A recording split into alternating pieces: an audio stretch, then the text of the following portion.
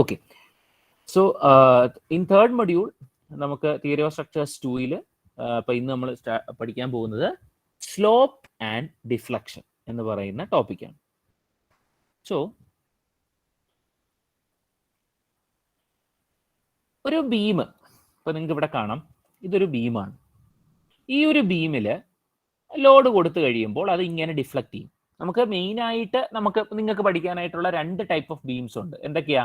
ഒന്ന് simply supported beam, മറ്റൊന്ന് cantilever beam. ഒരു സിംപ്ലി സപ്പോർട്ടഡ് ബീം എന്ന് പറഞ്ഞാൽ എന്താണ്?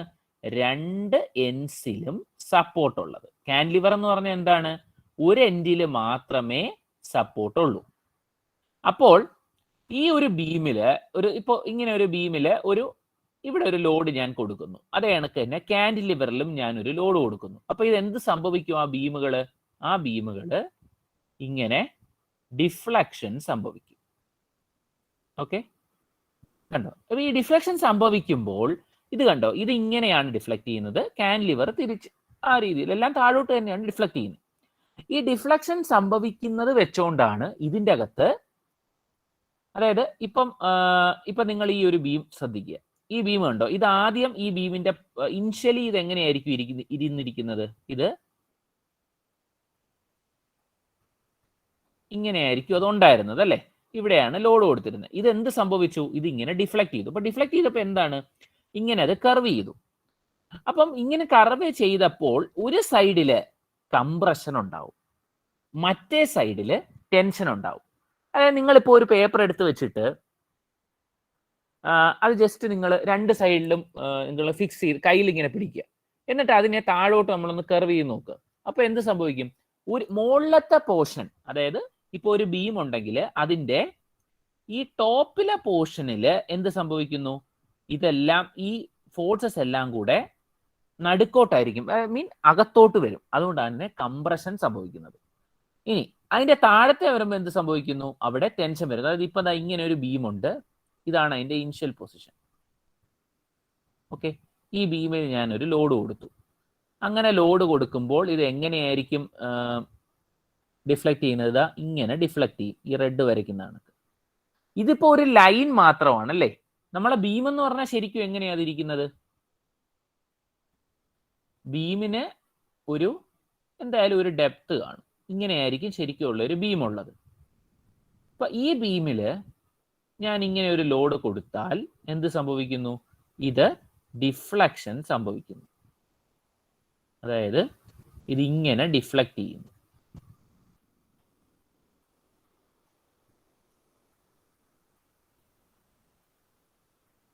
അതായത് ഒരു എൻഡ്, മുകളിലത്തെ എൻഡ് ഇങ്ങനെ ഡിഫ്ലക്ട് ചെയ്യുന്നു, അതേ കണക്ക് താഴെയും ഡിഫ്ലക്ട് ചെയ്യുന്നു. അതാണ് ഈ വരച്ചേക്കുന്നത്. അപ്പൊ ഇവിടെ എന്താ സംഭവിക്കുന്നതെന്ന് പറഞ്ഞാല്, ഇവിടെ ഈ പോർഷനില്, ടോപ്പിലെ പോർഷനിൽ എന്ത് സംഭവിക്കുകയോ ചെയ്യുന്നത്? ഈ അകത്തുള്ള ഇവിടെ എല്ലാം ഇത് അകത്തോട്ടാണ് വരുന്നത്. അതുകൊണ്ട് ഇവിടെ മുകളില് കംപ്രഷൻ വരും. താഴെ എന്തോ സംഭവിക്കുന്നത്? ഈ ഒരു ലൈൻ മാത്രം നിങ്ങൾ എടുക്കുക. ഇവിടെ എന്തോ സംഭവിക്കുന്നത്? ഇത് എക്സ്റ്റെൻഡ് ആവുകയാണ് ചെയ്യുന്നത്. നിങ്ങൾ ജസ്റ്റ് ഒരു പേപ്പർ എടുത്ത് വെച്ച് ഒന്ന് നോക്കിയാൽ മതി, അപ്പൊ നിങ്ങൾക്ക് മനസ്സിലാവും. അപ്പൊ മുകളിലെ കംപ്രഷനും താഴെ എന്ത് സംഭവിക്കുന്നു? ടെൻഷനും സംഭവിക്കുന്നു. ഓക്കെ, പക്ഷേ ഇവിടെ നിങ്ങൾ നോക്കുക, ഇവിടെ ഒരു കാന്റിലിവർ ബീം. കാന്റിലിവർ എന്ന് പറഞ്ഞാൽ എങ്ങനെയാണ്? അത് ഒരു സപ്പോർട്ട് കാണും. ആ ബീമിന്റെ ഇനിഷ്യലി അത് ഇങ്ങനെയായിരിക്കും ഇരിക്കുന്നത്. അവിടെ നമ്മൾ ഇങ്ങനെ ഒരു ലോഡ് കൊടുത്തു. അപ്പൊ അവിടെ എന്താ സംഭവിക്കുന്നത്? ഇത് ഇങ്ങനെ ഡിഫ്ലക്ട് ചെയ്യാൻ ചാൻസ് ഉണ്ട്. ഇങ്ങനെയാണ് അത് ഡിഫ്ലക്ട് ചെയ്യുന്നത്. ഓക്കെ, അപ്പം ഇവിടെ നമ്മൾ ശ്രദ്ധിച്ചു നോക്കിയാല് ടോപ്പിലെ പോർഷൻ എന്തോ സംഭവിച്ചേ? എക്സ്റ്റെൻഡ് ആവുകയാണ് ചെയ്തത്. ബോട്ടം പോർഷൻ അകത്തോട്ടാണ് വരുന്നത്. ഓക്കെ, ഇത് നിങ്ങൾ ഓരോ പേരും എടുത്തു വെച്ച് ഒരു പേപ്പർ, ആദ്യം പറഞ്ഞതെന്ന് പറഞ്ഞാൽ ഒരു പേപ്പർ നമ്മൾ ജസ്റ്റ് കൈ പിടിച്ചിട്ട് 2 സൈഡിലും നമ്മൾ പിടിക്കുക. എന്നിട്ട് മോളിൽ നിന്ന് താഴോട്ടൊന്ന് നമ്മൾ ഒരു ലോഡ് കണക്ക് എന്തെങ്കിലും കൊടുക്കുക. അപ്പോൾ എന്ത് സംഭവിക്കും? അത് ഇങ്ങനെ ഡിഫ്ലക്ട് ചെയ്യും. രണ്ടാമത് ഒരു കാന്റിലിവർ എന്ന് പറഞ്ഞാൽ നമ്മളിപ്പോൾ ഒരു പേപ്പർ പിടിക്കുമ്പോൾ ഒരു കയ്യിൽ മാത്രം പിടിച്ചേച്ചാൽ മതി. മറ്റേ സൈഡ് എന്ത് ഫ്രീ ആണ്. അങ്ങനെ ചെയ്തിട്ട് നമ്മളൊരു ലോഡ്, ഇവിടെ ഇങ്ങനെ ഒരു ലോഡ് എന്ന് പറഞ്ഞാൽ നമ്മൾ ചുമ്മാ പുഷ് ചെയ്ത് നോക്കിയാൽ മതി. അപ്പൊ ആ പേപ്പർ കർവ് ചെയ്ത് വരും. അങ്ങനെ വരുമ്പോൾ ഇവിടെ സംഭവിക്കുന്നത് ഒരു കാൻഡിലിവർ ബീമില് ടോപ്പില് ടെൻഷനും ബോട്ടത്തില് കംപ്രഷനും വരും. സിംപിളി സപ്പോർട്ടഡ് ബീമിൽ എന്തോ സംഭവിച്ചത്? ടോപ്പില് കംപ്രഷനും ബോട്ടത്തില് ടെൻഷനും വരും. ഓക്കെ, സോ കാൻഡിലിവർ ബീം ആണെങ്കിൽ അവിടെ ടെൻഷൻ വരുന്നത് ബോട്ടത്തിലാണ്. സിംപിളി സപ്പോർട്ടഡ് ബീം ആണെങ്കിൽ, കാൻഡിലിവർ ബീം ആണെങ്കിൽ ഇവിടെ ടെൻഷൻ വരുന്നത് ടോപ്പിലാണ്. സിംപിളി സപ്പോർട്ടഡ് ബീം ആണെങ്കിൽ ടെൻഷൻ വരുന്നത് ബോട്ടത്തിലാണ്. എന്തുകൊണ്ടാണ് ഇവിടെ ടെൻഷനും കംപ്രഷനും നമ്മൾ ഇങ്ങനെ എടുത്തു പറയാനുള്ള കാരണം, നമുക്ക് സിവിലിൽ പഠിക്കാനായിട്ടുള്ള ഒരു മെറ്റീരിയൽ, നമ്മളുടെ സിവിൽ എഞ്ചിനീയറിംഗുമായിട്ട് ഏറ്റവും പ്രധാനപ്പെട്ട മെറ്റീരിയലാണ് കോൺക്രീറ്റ് എന്ന് പറയുന്ന മെറ്റീരിയൽ. കോൺക്രീറ്റ് എന്ന് പറയുന്ന മെറ്റീരിയൽ നിങ്ങൾ CME എന്ന് പറയുന്ന സബ്ജക്റ്റിൽ നിങ്ങൾ പഠിച്ചിട്ടുണ്ടാവും. നിങ്ങൾ അതായത് ആ സബ്ജക്റ്റിൽ പഠിപ്പിക്കുന്നതാണ്. കോൺക്രീറ്റ് എന്ന് പറയുന്നത് ഒരു ബ്രിട്ടിൽ മെറ്റീരിയലാണ്. ബ്രിട്ടിൽ മെറ്റീരിയൽ എന്ന് പറഞ്ഞാൽ എന്താണ്? പെട്ടെന്ന് പൊട്ടിപ്പോകുന്ന മെറ്റീരിയൽ. ഓക്കെ, അതായത് ഫോർ എക്സാമ്പിൾ ഗ്ലാസിന് എന്താ പ്രത്യേകത? നമ്മളൊരു ഫോഴ്സ് അങ്ങോട്ട് കൊടുത്തു കഴിഞ്ഞാൽ എന്ത് പറ്റുന്നു? അത് അന്നേരം തന്നെ അതങ്ങ് ബ്രേക്ക് ആയി പോകും അല്ലേ? പക്ഷേ നമ്മളിപ്പോൾ ഫോർ എക്സാമ്പിൾ ഒരു സ്റ്റീൽ സ്കെയിലൊക്കെ നിങ്ങൾ കണ്ടിട്ട് കാണത്തില്ലേ? അത് നമ്മൾ ഒരു സൈഡിൽ നിന്ന് ഇങ്ങനെ ഒന്ന് ബ്രേക്ക് ചെയ്യാൻ നോക്കി എന്ത് സംഭവിക്കും? അത് പെട്ടെന്ന് ബ്രേക്ക് ആവുമോ? ഇല്ല. അതെന്ത് സംഭവിക്കുക ചെയ്യുന്നേ? അത് ബെൻഡ് ചെയ്യാനേ നോക്കത്തുള്ളൂ. അങ്ങനെയുള്ള മെറ്റീരിയലിനെയാണ് ഡക്റ്റൈൽ മെറ്റീരിയൽ എന്ന് പറയുന്നത്. അപ്പൊ മെറ്റീരിയൽസ് തന്നെ നമുക്ക് പല ടൈപ്പ് ഉണ്ട്. എന്തൊക്കെയാണ്? ബ്രിട്ടിലും പിന്നെ ഡക്റ്റൈലും. അപ്പോൾ നമുക്ക് നമ്മുടെ സിവിലിൽ ഏറ്റവും പ്രധാനപ്പെട്ട രണ്ട് മെറ്റീരിയലുകളാണ്, ഒന്ന് നമ്മുടെ കോൺക്രീറ്റും, രണ്ട് സ്റ്റീലും. ഓക്കെ, അപ്പം നമുക്ക് ഏറ്റവും പ്രധാനപ്പെട്ട മെറ്റീരിയലാണ് ഒന്ന് കോൺക്രീറ്റ്, മറ്റത് സ്റ്റീല്. അപ്പൊ നിങ്ങൾ എപ്പോഴും കണ്ടിട്ടുണ്ടാവും കോൺക്രീറ്റും സ്റ്റീലും കൂടെ, കോൺക്രീറ്റിന്റെ കൂടെ നമ്മൾ എപ്പോഴും സ്റ്റീൽ വെക്കും അല്ലേ? ഇപ്പം നിങ്ങളുടെ തന്നെ കോളേജിൽ നിങ്ങൾ എക്സാം നടന്നപ്പോൾ നമ്മൾ അപ്പുറത്ത് ഒരു വലിയ കൺസ്ട്രക്ഷൻ നടക്കുന്നുണ്ട്. നമ്മുടെ ഒരു അക്കാഡമിക് ബ്ലോക്ക്, സെക്കൻഡ് അക്കാഡമിക് ബ്ലോക്കിന്റെ ഒരു കൺസ്ട്രക്ഷൻ നടക്കുന്നുണ്ട്. അപ്പൊ അവിടെ നമ്മൾ ആദ്യം എന്തു ചെയ്യുന്നത്? നമ്മൾ വുഡൻ ഫ്രെയിംസ് വെച്ചുകൊണ്ട് ഷട്ടർ ചെയ്യും. അതായത് നമ്മൾ തട്ടടിക്കുക എന്ന് പറയും. അതിന്റെ മുകളിലേക്ക് നമ്മൾ എന്ത് ചെയ്യും? നമുക്ക് ആവശ്യമുള്ള ഷേപ്പിലേക്ക് നമ്മൾ ഇങ്ങനെ, ഇപ്പൊ ഒരു ബീം നമുക്ക് ഉണ്ടാക്കണം. ഒരു ബീം എന്ന് പറഞ്ഞാൽ ഇങ്ങനെയാണ് ഇരിക്കുന്നത് ഒരു ബീം. ഇപ്പൊ ഇവിടെ നിന്ന് ഇങ്ങനെ ഒരു ക്രോസ് സെക്ഷൻ ഞാൻ എടുക്കുകയാണെങ്കിൽ ആ ബീം ഇങ്ങനെയായിരിക്കും ഉണ്ടാവുന്നത്, ഒരു ബീം. അപ്പൊ ഈ ബീമിനെ എനിക്ക് അവിടെ ഉണ്ടാക്കിയെടുക്കണമെങ്കിൽ ആദ്യം എന്ത് ചെയ്യണം? ഈ ബീമിന്റെ ഷേപ്പിലുള്ള ഒരു വുഡൻ ഫ്രെയിമോ അല്ലെങ്കിൽ സ്റ്റീൽ ഫ്രെയിമോ ഉണ്ടാക്കിയെടുക്കണം. എന്നിട്ട് അതിലേക്കാണ് നമ്മൾ എന്ത് ചെയ്യുന്നത്? കോൺക്രീറ്റ് പോർ ചെയ്യുന്നത്. അപ്പം ഫോർ എക്സാമ്പിൾ ഇപ്പൊ ഞാൻ സൈഡിൽ നിന്ന് നോക്കുകയാണെങ്കിൽ ഞാൻ ആദ്യം എന്ത് ചെയ്യുന്നതെന്ന് പറഞ്ഞാൽ ഇങ്ങനെ ഒരു ഫ്രെയിം വെക്കും, ഒരു വുഡൻ ഫ്രെയിം ഇങ്ങനെ ഉണ്ടാക്കും. എന്നിട്ട് എന്തുമായിരിക്കും ചെയ്യുന്നത്? കോൺക്രീറ്റ് അതിൻ്റെ അകത്ത് പോർ ചെയ്യുന്നതിന്റെ മുന്നേ നമ്മൾ എന്ത് ചെയ്യുന്നു? ഇങ്ങനെ റീഇൻഫോഴ്സ്മെന്റ് അല്ലെങ്കിൽ സ്റ്റീല് വെക്കും. ഓക്കെ, അപ്പൊ എന്തിനാണ് ഈ സ്റ്റീല് നമ്മൾ കോൺക്രീറ്റിൽ ഉപയോഗിക്കുന്നത്? കാരണം കോൺക്രീറ്റ് എന്ന് പറയുന്നത് ഒരു ബ്രിട്ടിൽ മെറ്റീരിയൽ ആണ്. ബ്രിട്ടിൽ. സ്റ്റീൽ എന്ന് പറയുന്നത് ഒരു ഡക്റ്റൈൽ മെറ്റീരിയൽ ആണ്. ബ്രിട്ടിൽ മെറ്റീരിയൽ എന്ന് പറഞ്ഞാൽ പെട്ടെന്ന് തന്നെ ബ്രേക്ക് ചെയ്യുന്നത്, സഡൻ ഫെയിലുവർ ആയിരിക്കും ഉണ്ടാകുന്നത്. ഡക്റ്റൈൽ എന്ന് പറഞ്ഞാൽ സഡൻ ഫെയിലുവർ അല്ല. ഈ ബ്രിട്ടിൽ മെറ്റീരിയലിന്റെ പ്രത്യേകത എന്ന് പറഞ്ഞാൽ ബ്രിട്ടിൽ മെറ്റീരിയലിന് കംപ്രഷൻ ഫോഴ്സ് എടുക്കാനാണ് ഏറ്റവും, കംപ്രസീവ് ഫോഴ്സ് അത് എടുക്കും, പക്ഷേ ടെൻഷൻ എടുക്കാൻ അതിന് പറ്റില്ല. അത് വീക്ക് ഇൻ ടെൻഷൻ ആണ്. ദാറ്റ് ഈസ് കോൺക്രീറ്റ് എന്ന് പറയുന്ന മെറ്റീരിയല് വീക്ക് ഇൻ ടെൻഷൻ ആണ്. വീക്ക് ഇൻ ടെൻഷൻ, ഇതൊക്കെ നിങ്ങൾക്ക് അറിയാവുന്നതായിരിക്കാം. Weak in tension, tensile force എടുക്കാൻ പറ്റില്ല. എന്തുകൊണ്ടാണ് എടുക്കാൻ പറ്റാത്തത്? അതൊരു ബ്രിട്ടിൽ മെറ്റീരിയൽ ആണ്. എന്തുകൊണ്ടാണ് അത് ബ്രിട്ടിൽ മെറ്റീരിയൽ എന്ന് പറയുന്നത്? കാരണം നമ്മളൊരു ലോഡ് അപ്ലൈ ചെയ്യുമ്പോൾ അത് പെട്ടെന്ന് തന്നെ അത് ബ്രേക്ക് ചെയ്യുന്നു. അപ്പോൾ ഇങ്ങനെ ഒരു മെറ്റീരിയലിനെ, അപ്പൊ നമുക്ക് അങ്ങനെ ഒരു ലോഡ് നമ്മൾ കൊടുത്തു കഴിഞ്ഞാൽ പെട്ടെന്ന് തന്നെ ബ്രേക്ക് ചെയ്ത് കഴിഞ്ഞാൽ നമുക്കത് സ്ട്രക്ചറലി സേഫ് അല്ല. അപ്പൊ നിങ്ങൾ ആലോചിച്ച് നോക്കുക, നമ്മളൊരു ബിൽഡിംഗ് വെച്ചു, ആ ബിൽഡിങ്ങിന്റെ അകത്ത് നമ്മൾ ലോഡ് എന്ന് പറഞ്ഞാൽ എന്ത് രീതിയിലുള്ള ലോഡും വരാം അല്ലെ? ഇപ്പൊ നമ്മൾ നടക്കുന്നത് തന്നെ ഒരു ലോഡാണ്. അല്ലെങ്കിൽ നമ്മൾ അവിടെ ഒരു ഷെൽഫ് കൊണ്ട് വെക്കുന്നു, ഒരു അലമാര, എന്നിട്ട് അതിൻ്റെ അകത്ത് കുറെ നോട്ട്ബുക്സോ എല്ലാം വെക്കുന്നു, അതും എന്തായി മാറുന്നു? ഒരു ലോഡായി മാറുന്നു. അപ്പൊ അങ്ങനെ വരുമ്പോൾ ഞാൻ നേരത്തെ പറഞ്ഞു, നമ്മൾ ഒരു ബീമില് ഒരു ലോഡ് വരുമ്പോൾ ഇവിടെ ഇപ്പോൾ ഒരു ആരോ ഇട്ട് ഇങ്ങനെ വെക്കുന്നെങ്കിലും ആ ലോഡ് എങ്ങനെ വേണമെങ്കിലും വരാം. ലോഡ് എന്ന് പറഞ്ഞാൽ എന്തൊക്കെ ടൈപ്പ് ഉണ്ട്? പോയിന്റ് ലോഡ് ഉണ്ട്, UDL ഉണ്ട്, UVL ഉണ്ട്, അങ്ങനെ പല പല ലോഡുകളുണ്ട്. അപ്പോൾ അങ്ങനെ വരുന്ന ഒരു ലോഡില് എന്താണ് അങ്ങനെ ഒരു ലോഡ് വന്നാൽ ആ ബീമിൽ എന്ത് സംഭവിക്കുന്നു? കംപ്രഷനും ഉണ്ടാവും, ടെൻഷനും ഉണ്ടാവും. ഇതാണ് ഞാൻ ആദ്യം പറഞ്ഞത്. അപ്പോൾ ഈ ഉണ്ടാവുന്ന ടെൻഷനെ എടുക്കാനായിട്ട്, ടെൻഷനെ അബ്സോർബ് ചെയ്യാനായിട്ട് കോൺക്രീറ്റിന് പറ്റത്തില്ല. കാരണം എന്താ? അത് വീക്ക് ഇൻ ടെൻഷൻ ആണ്, അത് ബ്രിട്ടിൽ മെറ്റീരിയൽ ആണ്. അപ്പോൾ ഈ ടെൻഷൻ ഉണ്ടാകുന്ന പോർഷൻസിൽ നമ്മൾ എന്ത് ചെയ്യുന്നു? ഈ സ്റ്റീലിനെ ഇൻട്രൊഡ്യൂസ് ചെയ്യുന്നു.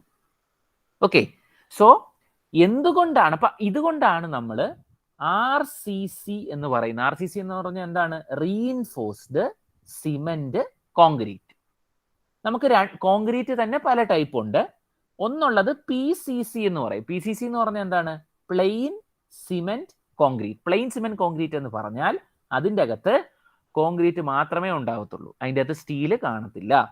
RCC എന്ന് പറഞ്ഞാൽ എന്താണ്? It is reinforced cement concrete. അതിൻ്റെ അകത്ത് അപ്പം ഈ PCC നമ്മൾ ഇങ്ങനെ ബീമോ കോളമോ സ്ലാബോ ഒന്നും ഉണ്ടാക്കാനായിട്ട്, നമ്മൾ കാസ്റ്റ് ചെയ്യാനായിട്ട് നമ്മൾ ഉപയോഗിക്കാറില്ല. PCC നമ്മൾ സാധാരണ ഉപയോഗിക്കുന്നത് ലെവല് ചെയ്യാനായിട്ടാണ്. അതായത് ഇപ്പൊ നമുക്കൊരു എന്തെങ്കിലും ഒരു മെറ്റീരിയൽ ഒരു സ്ഥലത്ത് കൊണ്ട് വെക്കണം.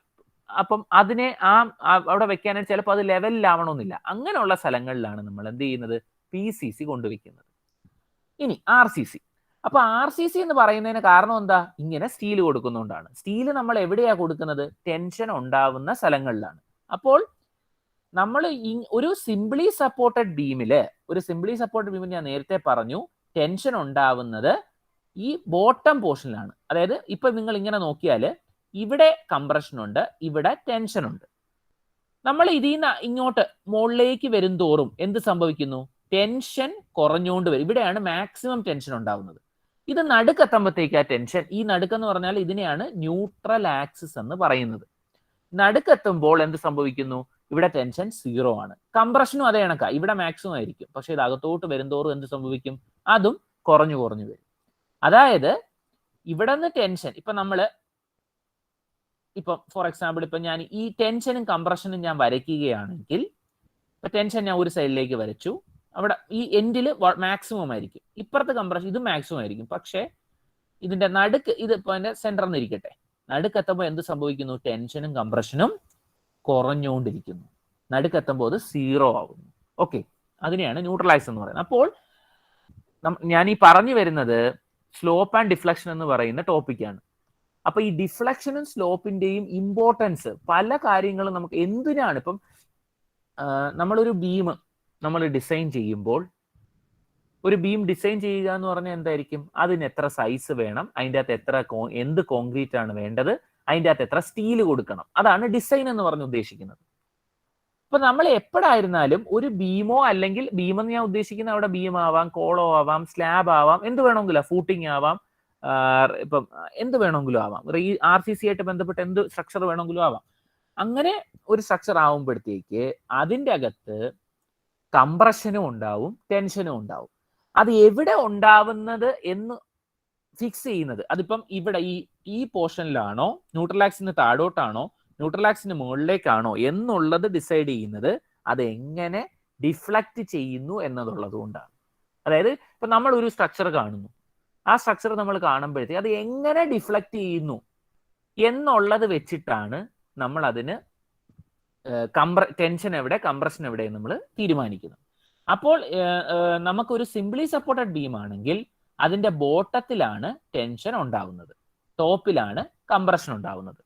പക്ഷേ ഒരു കാന്റിലിവർ ബീം ആണെങ്കിൽ എന്തായിരിക്കും?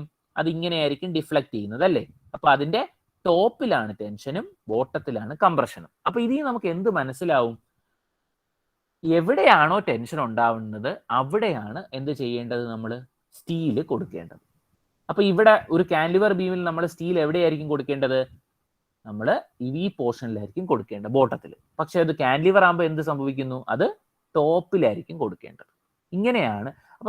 അപ്പം ഇപ്പൊ നിങ്ങൾ എവിടെയെങ്കിലും ഒരു ബിൽഡിങ്ങോ വല്ലതും കൺസ്ട്രക്ഷൻ നോക്കുകയാണെങ്കിൽ നമുക്കവിടെ സ്റ്റീൽ ചെയ്യുമ്പോൾ അത് ടോപ്പിലും ബോട്ടത്തിലും എല്ലാം കാണും.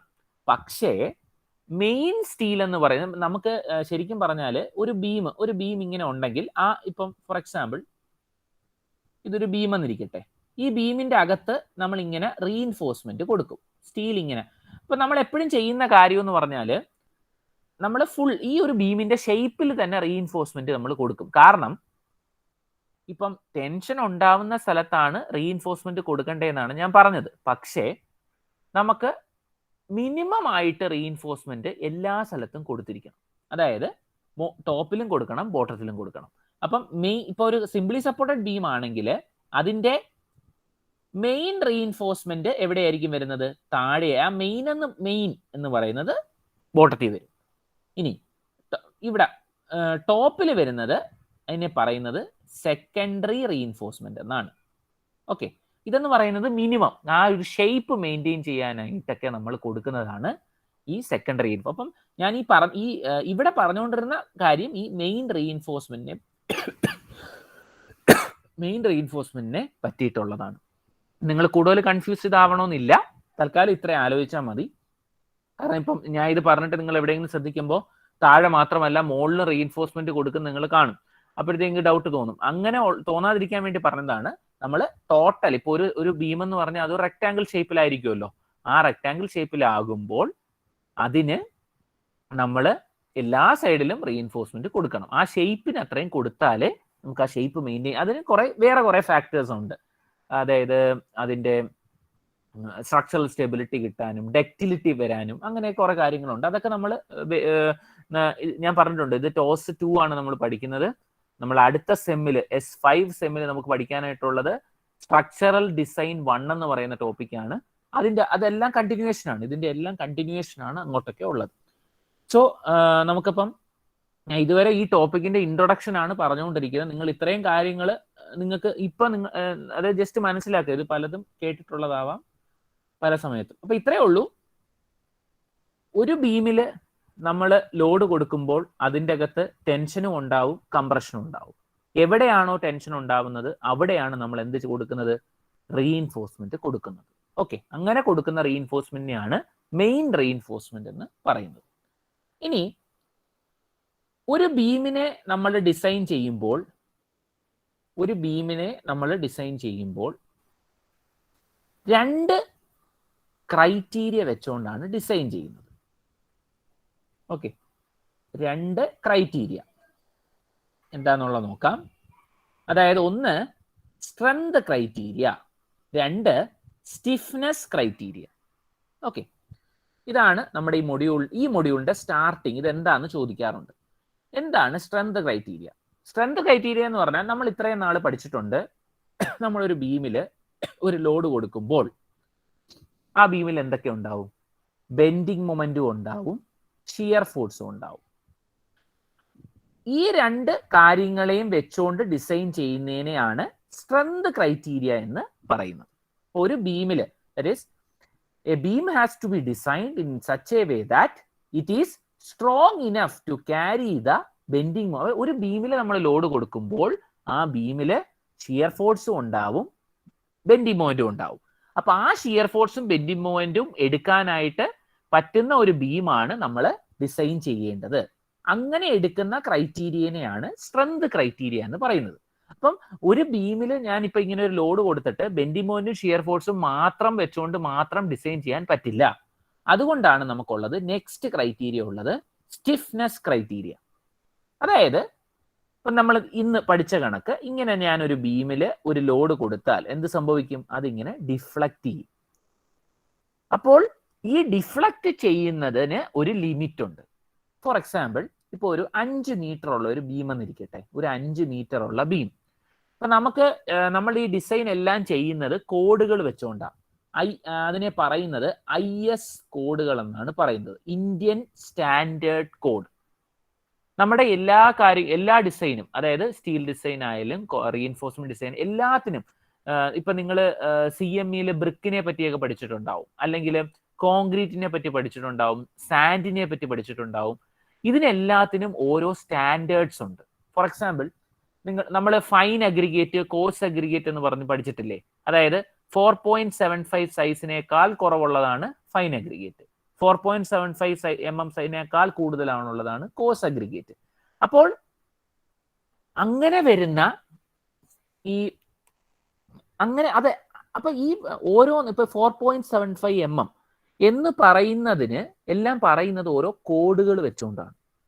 അങ്ങനെയുള്ള കോഡുകളെയാണ് IS കോഡുകൾ എന്ന് പറയുന്നത്. ഇപ്പൊ നമ്മൾ ഈ RCC പഠിക്കുന്നത്, അതായത് റീഇൻഫോഴ്സ്ഡ് സിമന്റ് കോൺക്രീറ്റ് ഡിസൈൻ നമ്മൾ പഠിക്കുന്നത് IS 456 കോഡ് എന്ന് പറഞ്ഞാൽ ഇതാണ്. ഒന്ന് ഇന്ത്യൻ സ്റ്റാൻഡേർഡ് എന്നാണ് IS എന്ന് പറയുന്നത്. അത് കഴിഞ്ഞിട്ട് ഒരു നമ്പർ കാണും, അതാണ് ആ കോഡിന്റെ നമ്പർ 456 എന്ന് പറയുന്നതാണ് ഈ ഡിസൈൻ്റെ കോഡ്. അത് ഫോളോഡ് ബൈ ഒരു ഇയറും കൂടെ കാണും. ഇതാണ് നമ്മൾ കോൺക്രീറ്റിന്റെ ഡിസൈനിന് ഉപയോഗിക്കുന്ന കോഡ്. ഇതാണ്. ഇതേ കണക്ക് തന്നെ സ്റ്റീലിന്റെ ഒരു സ്ട്രക്ചർ ആണെങ്കിൽ, നിങ്ങൾ സ്റ്റീലിന്റെ നമ്മുടെ ഓഡിറ്റോറിയം അങ്ങനെയൊക്കെ സ്ഥലങ്ങൾ കണ്ടിട്ടില്ലേ, സ്റ്റീലിന്റെ സ്ട്രക്ചർ ആണെങ്കിൽ നമ്മൾ ഉപയോഗിക്കുന്ന കോഡാണ് IS 800-2007. ഇത് 2000-ഉം 2007 എന്നൊക്കെ പറഞ്ഞാൽ ആ ഇയറിൽ മാറിയ കോഡാണ്. പുതിയ കോഡ് അതിനുശേഷം വന്നിട്ടില്ല. കാരണം അതിനുശേഷം അതിൻ്റെ അകത്ത് തന്നെ അഡ്വാൻസ്ഡ് ആയിട്ട് ഉള്ളത് കൊണ്ട് പുതിയ കോഡ് വരേണ്ടി വന്നിട്ടില്ല. അപ്പം ഇതിൻ്റെ അകത്ത് ഈ കോഡ്, അപ്പം ഈ IS 456 പ്രകാരം ഇപ്പൊ ഫോർ എക്സാമ്പിൾ ഒരു 5 മീറ്റർ ഉള്ള ഒരു ബീമിൽ നമ്മൾ ഒരു ലോഡ് കൊടുത്താൽ ഇവിടെ വരാവുന്ന മാക്സിമം ഡിഫ്ലക്ഷൻ എന്ന് പറയുന്നത് L/250 ആയിരിക്കണം. ഇതിനപ്പുറം ഇത് വന്നുകൂടാ. L/250 എന്ന് പറഞ്ഞാൽ എന്തായിരിക്കും? 500 ഡിവൈഡഡ് ബൈ 250. 500 L എന്ന് പറയുന്നത് ഇത് എത്ര mm ആണ്? L എന്ന് പറയുന്നത് 5 മീറ്റർ ആയിരുന്നു. ഈ 5 മീറ്ററിനെ നമ്മൾ മില്ലിമീറ്ററിലേക്ക് മാറ്റണം. അതുകൊണ്ടാണ് 5000 വെക്കിയത്. ഇത് ഇപ്പൊ എത്ര വരും? നമുക്ക് 20 എന്ന് പറഞ്ഞ് വരും. അതായത് ഒരു 5 മീറ്റർ ഉള്ള ഒരു ബീമിൽ വരാവുന്ന മാക്സിമം ഡിഫ്ലക്ഷൻ എന്ന് പറയുന്നത് എന്താണ്? അത് 20 mm ആണ്. ഇനി ഇത് കൂടാതെ ഒരു കാര്യമുണ്ട്, നമുക്ക് ഡിഫ്ലക്ഷന് ഒരു ലിമിറ്റും ഉണ്ട്. ഇപ്പൊ നിങ്ങൾ ആലോചിക്കും, നമുക്കിപ്പോ ഒരു 10 മീറ്റർ ഉള്ള ബീമുണ്ട്. ഒരു 10 മീറ്റർ ഉള്ള ബീം ഇരിക്കട്ടെ, 10,000 ഡിവൈഡഡ് ബൈ അത് എത്ര വരും? 40 mm ആണ് അതിന്റെ. പക്ഷേ ഈ 40 എന്ന് പറയുമ്പോൾ അതിന് ജനറൽ ആയിട്ട് ഒരു ലിമിറ്റും കാണും. ചിലപ്പോൾ അത് 25 വരെ പറ്റാവൂ എത്രയായിരുന്നാലും. അപ്പൊ അങ്ങനെയുള്ള ലിമിറ്റുകളും ഒക്കെ ഉണ്ട്. അതിപ്പോ ആലോചിക്കണ്ട. അപ്പൊ ഇത്രയേ ഉള്ളൂ. ഈ സ്റ്റിഫ്നെസ് ക്രൈറ്റീരിയ എന്ന് പറഞ്ഞു കഴിഞ്ഞാൽ ഈ ഡിഫ്ലക്ഷനെ സംബന്ധിക്കുന്നതാണ് സ്റ്റിഫ്നെസ് ക്രൈറ്റീരിയ. അപ്പോൾ ഒരു ബീം നമ്മൾ ഡിസൈൻ ചെയ്യുമ്പോൾ നമ്മളിപ്പോൾ ഡിസൈൻ ചെയ്യുമ്പോൾ ബെൻഡിങ് മൊമെന്റും ഷിയർ ഫോഴ്സും അത് അത്രയും ഇപ്പൊ അതിനുവേണ്ടി മാത്രം ഡിസൈൻ ചെയ്താൽ പോരാ. നമ്മൾ എന്തിനും കൂടെ ഡിസൈൻ ചെയ്യണം? ഡിഫ്ലക്ഷനും കൂടെ നമ്മൾ ഡിസൈൻ ചെയ്യണം. അതായത് നമ്മൾ ചെയ്യുന്ന കാര്യം എന്ന് പറഞ്ഞാൽ നമ്മൾ ചെക്ക് ചെയ്ത് നോക്കും ഇത്രയും വരുന്നുണ്ടോ. അങ്ങനെയാണെങ്കിൽ ചിലപ്പോൾ നമ്മൾ ആ ബീമിന്റെ സൈസ് ചിലപ്പോൾ നമ്മൾ കൂട്ടിക്കൊടുക്കുകയോ അങ്ങനെ എന്തെങ്കിലും കാര്യം നമ്മൾ ചെയ്യുന്നതായിരിക്കും. അപ്പം ഇതൊക്കെയാണ് നമുക്കിവിടെ ഉള്ള 2 ക്രൈറ്റീരിയ. അതായത് ഒരു ബീമിനെ നമ്മൾ ഡിസൈൻ ചെയ്യുമ്പോൾ 2 ക്രൈറ്റീരിയാസ് വെച്ചുകൊണ്ടാണ് നമ്മൾ ആ ബീമിനെ ഡിസൈൻ ചെയ്യേണ്ടത്. എന്തൊക്കെയാണ്? സ്ട്രെങ്ത് ക്രൈറ്റീരിയയും രണ്ടാമത് സ്റ്റിഫ്നെസ് ക്രൈറ്റീരിയയും. സ്ട്രെങ്ത് ക്രൈറ്റീരിയക്കകത്തുള്ള കാര്യങ്ങളാണ് ബെൻഡിങ് മൊമെന്റും ഷിയർ ഫോഴ്സും. സ്റ്റിഫ്നെസ് ക്രൈറ്റീരിയയിലുള്ളതാണ് ഡിഫ്ലക്ഷൻ, മാക്സിമം ഡിഫ്ലക്ഷൻ. ഓക്കെ, ഇനി നമുക്ക് ഇതിൻ്റെ അകത്ത് പഠിക്കാനായിട്ടുള്ളത് ഡിഫ്ലക്ഷൻ. ഈ ഡിഫ്ലക്ഷനും ഈ സ്ലോപ്പും എങ്ങനെ നമുക്ക് കണ്ടുപിടിക്കാൻ പറ്റും? അതായത് അതിൻ്റെ ഇക്വേഷൻസ്. ഫോർ എക്സാമ്പിൾ നേരത്തെ കണക്ക് തന്നെ ഒരു കാൻലിവർ ബീമിൽ ഞാൻ ഇങ്ങനെ ഒരു UDL കൊടുത്തു. കൊടുക്കുമ്പോൾ ഇത് എന്ത് സംഭവിക്കും? ഇത് ഇങ്ങനെ ഡിഫ്ലക്ട് ചെയ്യും. അപ്പൊ ഇവിടെ എന്ത് സംഭവിച്ചു? ഈ പോയിന്റ് ഇത്രയും താഴോട്ടായി. ഇതാണ് ഡിഫ്ലക്ഷൻ. ഈ ഡിഫ്ലക്ഷൻ നമുക്ക് എങ്ങനെ കണ്ടുപിടിക്കാം? ഇതിപ്പോ ഈ ലോഡ് W എന്നാണെങ്കിൽ ഇതിനൊരു ഇക്വേഷൻ വരും. ആ ഇക്വേഷൻ എന്താണ്? അത് നമുക്ക് എങ്ങനെ കണ്ടുപിടിക്കാൻ പറ്റും? അതൊക്കെയാണ് നമ്മൾ ഇനി ഈ ഒരു മൊഡ്യൂളിൽ കംപ്ലീറ്റ് ആയിട്ട് പഠിക്കാനായിട്ട് പോകുന്നത്. ഇനി ഡിഫ്ലക്ഷൻ എന്ന് പറഞ്ഞാൽ ഇവിടെ ഡെഫിനിഷൻ ഉണ്ട്. It is the vertical distance in the transverse direction between the points of axis before and after loading. അതായത് ഇത്രയേ ഉള്ളൂ. അതായത് ഇവിടെ ഇപ്പൊ നിങ്ങൾ ഇങ്ങനെ നോക്കുക, ഇതായിരുന്നു ആദ്യത്തെ പൊസിഷൻ. ഈ ഒരു ബീമിന്റെ ആദ്യത്തെ പൊസിഷൻ എന്തായിരുന്നു? ഇതായിരുന്നു. ആ പൊസിഷനിൽ അത് എന്ത് സംഭവിച്ചു? അത് ഇങ്ങനെ ബോട്ടത്തിലേക്ക് വന്നു. ഇതാണ് പറയുന്നത് വെർട്ടിക്കൽ ഡിസ്റ്റൻസ്. അതാണ് ഈ distance. Vertical distance in the transverse direction. Transverse direction എന്ന് പറഞ്ഞാൽ ഇത് ഉദ്ദേശിക്കുന്നതെന്ന് പറഞ്ഞാൽ ഈ ബീമിന് പെർപെൻഡിക്കുലർ ആയിട്ടുള്ള ഡിറക്ഷൻ. ബീം എങ്ങനെ ഇരിക്കുന്നത്? ഇങ്ങനെയല്ല ഇരിക്കുന്നത്, അതിന് പെർപെൻഡിക്കുലർ. അതുകൊണ്ടാണ് ട്രാൻസ്വേഴ്സ് എന്ന് പറയുന്ന പേര് വന്നത്. Between the points of axis, അതായത് ഇതാണ് ഫസ്റ്റ് പോയിന്റ്, ഇതാണ് അതിന്റെ മാറിയ point. Between the points of axis before and after. Before bending ഇതായിരുന്നു, ഈ ഫസ്റ്റ് കണ്ട പോയിന്റ് ആയിരുന്നു. ഇപ്പം ഇത് ഫസ്റ്റ് പോയിന്റിൽ നിന്ന് എന്ത് സംഭവിച്ചു? സെക്കൻഡ് പോയിന്റിലേക്ക് ഇത് വന്നു. അങ്ങനെ എല്ലാ പോയിന്റ്സും എങ്ങനെ ചെയ്തു? അതിന് മാറി മാറി വന്നു. അപ്പൊ ഈ ഡിസ്റ്റൻസിനെയാണ് നമ്മൾ എന്ത് പറയുന്നത്? That is deflection. ഓക്കെ, ഇതൊരു കാന്റിലിവർ ബീമിന്റെ ആണ്. ഇനി ഒരു സിംപ്ലി സപ്പോർട്ടഡ് ബീം ആണെങ്കിൽ നിങ്ങൾ നോക്കുക, അതായത് ഇതാണ്. അപ്പൊ ആദ്യം ഇങ്ങനെ ലോഡ് ഉണ്ടായിരുന്നു, ആ ലോഡ് ഇവിടെ നമ്മൾ പി എന്ന് പറയുന്ന ലോഡ് കൊടുത്തപ്പോൾ എന്ത് സംഭവിച്ചു? അത് ഇങ്ങനെ ഡിഫ്ലക്ട് ചെയ്തു. നിങ്ങൾക്ക് ഈ കാണാം, ഇങ്ങനെ ഡിഫ്ലക്ട് ചെയ്തു.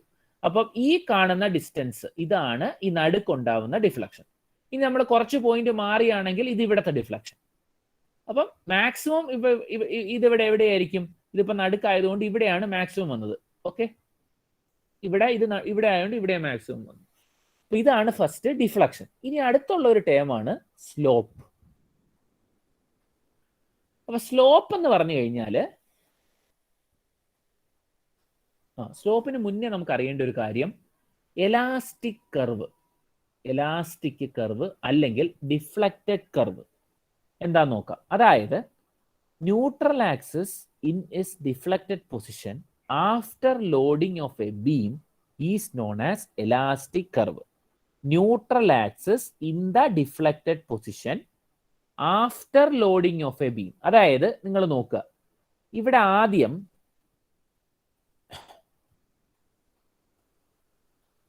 ഇപ്പൊ ഇതായിരുന്നു ബീം. ഈ ബീമിന്റെ ന്യൂട്രൽ ആക്സിസ് എന്ന് പറയുന്നത്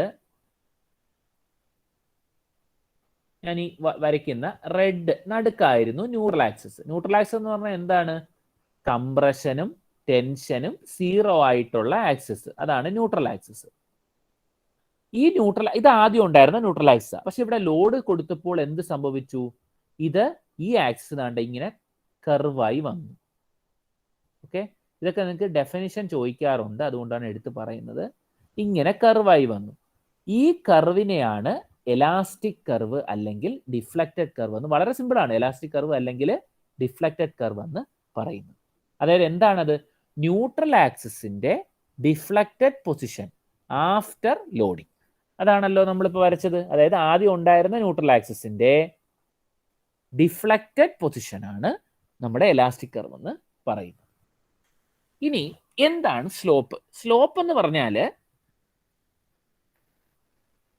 ഇപ്പം ആദ്യം ഉണ്ടായിരുന്ന ന്യൂട്രൽ ആക്സിസ് എന്ന് പറയുന്നത് സ്ട്രെയിറ്റ് ആയിരുന്നു. അതെന്ത് സംഭവിച്ചു? ഇങ്ങനെ കർവ് ചെയ്തു. അപ്പൊ സ്ലോപ്പ് എന്ന് പറഞ്ഞു കഴിഞ്ഞാൽ നമ്മൾ ഇപ്പൊ ഒരു പോയിന്റ് എടുത്തു. ഫോർ എക്സാമ്പിൾ ഞാൻ ഈ ഒരു പോയിന്റ് എടുത്തു, ഈ ഒരു ചെറിയ പോയിന്റ് എടുത്തു. ഇതൊരു കർവാണല്ലോ. ഈ കർവിനായിട്ട് എനിക്ക് വേണമെങ്കിൽ ഇങ്ങനെ ഒരു ടാൻജന്റ് വരയ്ക്കാം. ടാൻജന്റ് എന്ന് പറഞ്ഞാൽ എന്താണ്? ടാൻജന്റ് എന്ന് പറഞ്ഞാൽ നിങ്ങൾ മാത്സിലൊക്കെ പഠിച്ചിട്ടില്ലേ? അതായത് ഇപ്പൊ നമ്മൾ ഇങ്ങനെ ഒരു സർക്കിൾ ഉണ്ടെങ്കിൽ ആ സർക്കിളിന്റെ ഒരു പോയിന്റ് മാത്രം ടച്ച് ചെയ്തുകൊണ്ട് നമുക്ക് വരയ്ക്കാൻ പറ്റുന്നത്, അതാണ് ടാൻജന്റ് എന്ന് പറയുന്നത്. അപ്പോൾ ഈ ഒരു പോയിന്റിന് ഞാൻ എടുത്താൽ ഇങ്ങനെ ഒരു ടാൻജന്റ് വരച്ചു. അതായത് ആ പോയിന്റ് ടച്ച് ചെയ്തുകൊണ്ട് മാത്രം ഒരു ലൈൻ പോകുന്നുണ്ട്. അതിൽ കർവിന് മാത്രമേ എങ്ങനെ നമുക്ക് വരയ്ക്കാൻ പറ്റത്തുള്ളൂ. അങ്ങനെ വരച്ച് കഴിയുമ്പോൾ ഈ പോയിന്റും ഈ ആക്സിസ് ഇതിപ്പോ നമ്മൾ എക്സ്റ്റെൻഡ് ചെയ്ത് ഇങ്ങോട്ട് വന്നാൽ നമുക്ക് ഇത് എവിടെയെങ്കിലും മീറ്റ് ചെയ്യുമല്ലോ. അപ്പൊ ഇവിടെ ഒരു ആംഗിൾ ഉണ്ടാവും. ആ ആംഗിൾ തന്നെയായിരിക്കും ഇവിടെ ഉണ്ടാവുന്നത്, തീറ്റ. ആ ഉണ്ടാവുന്ന ആംഗിളിനെയാണ് സ്ലോപ്പ് എന്ന് പറയുന്നത്. അതായത് എന്താണ് സ്ലോപ്പ് എന്ന് പറഞ്ഞാൽ? ഓരോ പോയിന്റിനും ഡിഫറെന്റ് ആണ്. കാരണം എന്താ? ഓരോ പോയിന്റിലെയും ടാൻജന്റ് മേക്ക് ചെയ്യുന്ന ആംഗിൾ ആണ് സ്ലോപ്പ്. അതാണ് എഴുതിയിരിക്കുന്നത്. സ്ലോപ്പ് എന്ന് പറഞ്ഞാൽ it is the angle in radians. Radians എന്ന് പറഞ്ഞാൽ എന്താണ്? നമ്മളൊരു ആംഗിൾ പറയുന്ന സാധാരണ നമ്മളിപ്പോൾ 30 ഡിഗ്രി എന്ന് പറയാം, അല്ലെങ്കിൽ നമ്മൾ എന്തെന്ന് പറയും? π/180 അല്ലെങ്കിൽ 3π/180. ഇങ്ങനെ ഒരു നമ്പറിൽ നമ്മൾ ചിലപ്പോൾ പറയും. അപ്പോൾ ഒരു ആംഗിളിനെ നമുക്ക് രണ്ട് രീതിയിൽ റെപ്രസെന്റ് ചെയ്യാം. ഒന്നുകിൽ അതിനെ ഡിഗ്രി ആയിട്ട് റെപ്രസെന്റ് ചെയ്യാം, ഇല്ലെങ്കിൽ അതിനെ റേഡിയന്റ് ആയിട്ട് റെപ്രസെന്റ് ചെയ്യാം. സ്ലോപ്പ് എന്ന് പറഞ്ഞാൽ ആംഗിൾ ഇൻ റേഡിയൻസ് ആണ്. of the inclination of the tangent drawn at that section to the axis in its deflected position after loading measured with respect to the undeformed axis. ശ്രദ്ധിച്ചു നോക്കുക. അതായത് it is A tangent drone at A section. അതാണ് ഞാൻ ഈ വരച്ചത്. ഈ പോയിന്റിലെ ഇവിടത്തെ സ്ലോപ്പ് എന്ന് പറഞ്ഞാൽ അവിടെ വരയ്ക്കുന്ന tangent in the deflected position. ഇതാണ് എന്റെ ഡിഫ്ലക്റ്റഡ് പൊസിഷൻ. ആദ്യം ഉണ്ടായിരുന്ന പൊസിഷൻ ഇതാണ്. ഇതായിരുന്നു ആ പോയിന്റ്. ആ പോയിന്റ് ആണ് ഇപ്പൊ എങ്ങനെ താഴോട്ട് ഡിഫ്ലക്റ്റ് ആയി വന്നത്. അപ്പോൾ എന്ത് സംഭവിച്ചു? ഡിഫ്ലക്റ്റഡ് പൊസിഷനിലുള്ള ആ പോയിന്റിൽ നിന്ന് നമ്മൾ ഒരു ടാൻജന്റ് വരച്ചാൽ അത് അൺഡിഫോംഡ് ആക്സിസ് എന്ന് പറഞ്ഞാൽ എന്താണ്? ആദ്യമുള്ള ആക്സിസ് അതിങ്ങനെ സ്ട്രൈറ്റ് ആയിരുന്നല്ലോ, അതായിട്ട് മേക്ക് ചെയ്യുന്ന ആ ആംഗിളിനെയാണ് സ്ലോപ്പ് എന്ന് പറയുന്നത്. ഓക്കെ, അപ്പൊ നമ്മൾ എപ്പോഴും ഒരു ഡിഫ്ലക്ഷൻ കണ്ടുപിടിക്കുമ്പോൾ അതിനെ നമ്മൾ സ്ലോപ്പും കൂടെ നമ്മൾ കണ്ടുപിടിക്കും. കാരണം ഇതിനെല്ലാം ഒരു ലിമിറ്റ് ഉണ്ട്. ഞാൻ നേരത്തെ പറഞ്ഞു, ഒരു നമ്മൾ ഡിഫ്ലക്ഷന്റെ കാര്യം ഞാൻ പറഞ്ഞു. അവിടെ നമുക്ക് എന്തായിരുന്നു ലിമിറ്റ്? L/250 വരാവൂ എന്നൊരു ലിമിറ്റ് ഉണ്ട്. അതേ കണക്ക് സ്ലോപ്പിന് ഒരു ലിമിറ്റ് ഉണ്ട്. അപ്പൊ നമ്മൾ ഇവിടെ ശ്രദ്ധിച്ചു നോക്കിയാൽ, അപ്പം ഇപ്പൊ ഒരു കാൻഡിലിവർ, ഒരു സിംപ്ലി സപ്പോർട്ടഡ് ബീം, ഈ കാണുന്ന കണക്ക് ഒരു സിംപ്ലി സപ്പോർട്ടഡ് ബീം എടുക്കുവാണ്.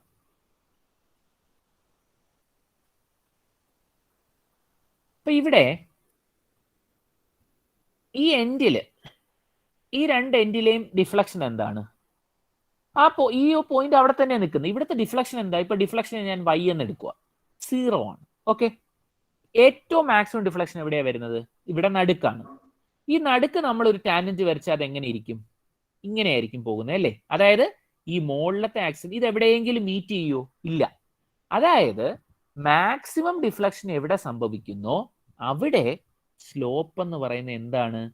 0 ആയിരിക്കും വരുന്നത്. ഇനി മാക്സിമം, ഇനി ഇവിടെ നോക്കിയേ, ഇവിടെ ഡിഫ്ലക്ഷൻ 0 ഇനി ഇവിടുത്തെ സ്ലോപ്പ് നമുക്ക് നോക്കാം. ഇത് ഈ പോയിന്റ് ആണ്. അപ്പൊ നമ്മൾ ഈ പോയിന്റിൽ നമ്മൾ ഇങ്ങനെ ഒരു ടാൻജന്റ് വരയ്ക്കുക. അപ്പം ഈ ആംഗിൾ കണ്ടോ?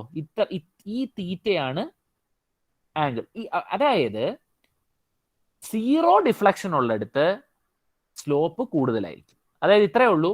when the slope is maximum, the deflection will be 0, and when the slope is 0, the deflection will be maximum. അങ്ങനെ ഒന്ന് ആലോചിച്ചാൽ, അപ്പം മാക്സിമം ഡിഫ്ലക്ഷൻ ഉള്ള സ്ഥലത്ത് സ്ലോപ്പ് 0 ആയിരിക്കും. ഇവിടെ സ്ലോപ്പ് 0 ആണ്. കാരണം എന്താ? ഇങ്ങനെ ടാൻജന്റ് വരച്ചാൽ ഇങ്ങനെയായിരിക്കും ഇരിക്കുന്നത്. പക്ഷെ ഇവിടെ എന്ത് വരുന്നു? ഇവിടെ ഇതാണ് ടാൻജന്റ് ഈ പോയിന്റില്. അപ്പൊ അവിടുത്തെ സ്ലോപ്പ് എന്ന് പറയുന്നത് ഈ ആംഗിളാ, തീറ്റ ഇൻ റേഡിയൻസ്. അപ്പൊ ഇത്രയേ ഉള്ളൂ സ്ലോപ്പ് ആൻഡ് ഡിഫ്ലക്ഷൻ എന്ന് പറയുന്നത്.